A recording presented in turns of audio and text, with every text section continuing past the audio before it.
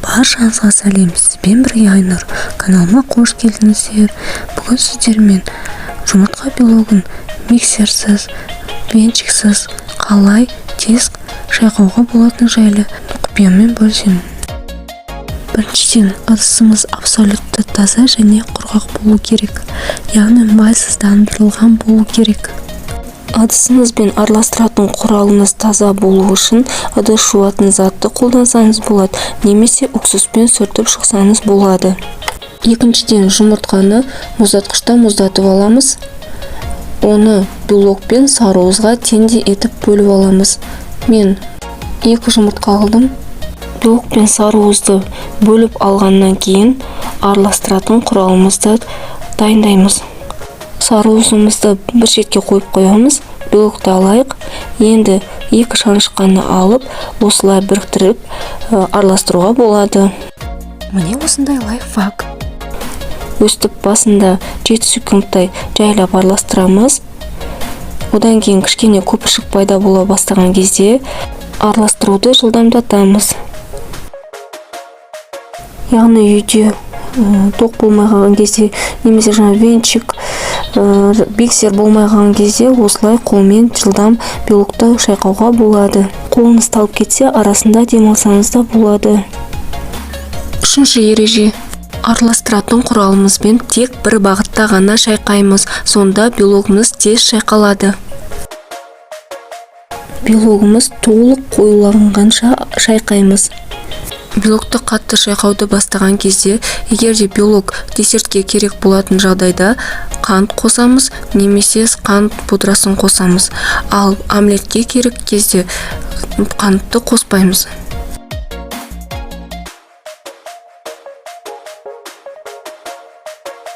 Өстіп, қатты жылдамдықта 3-5 минуттай шайқаймыз. Каналымда басқа да рецепттер, пайдалы кеңестер бар. Егер де қызық болса, каналыма тіркеліп, лайк, коммент жазсаңыздар, өте қуанышты болар едім. Көріп тұрғандарыңыздай, шанышқымен бір бағытта араластырып отырмын.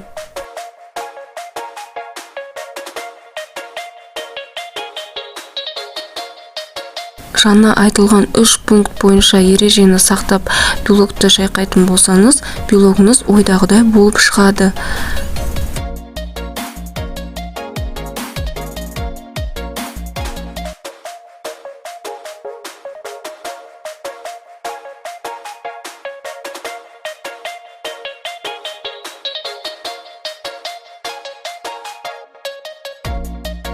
Видеоның астына белокты шайқау үшін қандай заттар қажет, және де осы айтылған 3 ережені толық жазып кетемін.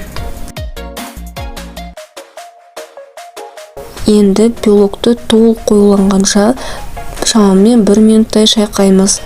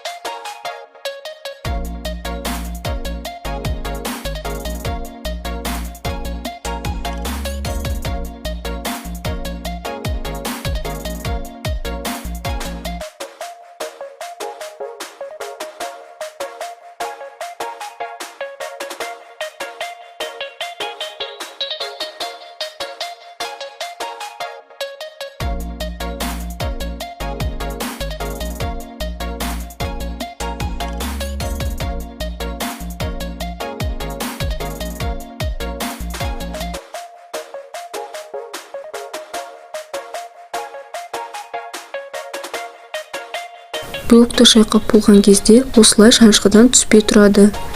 Және де ыдысты аударған кезде де мүлдем түспейді. Ал қанекей тексеріп көрейік. Мінекей аудардым.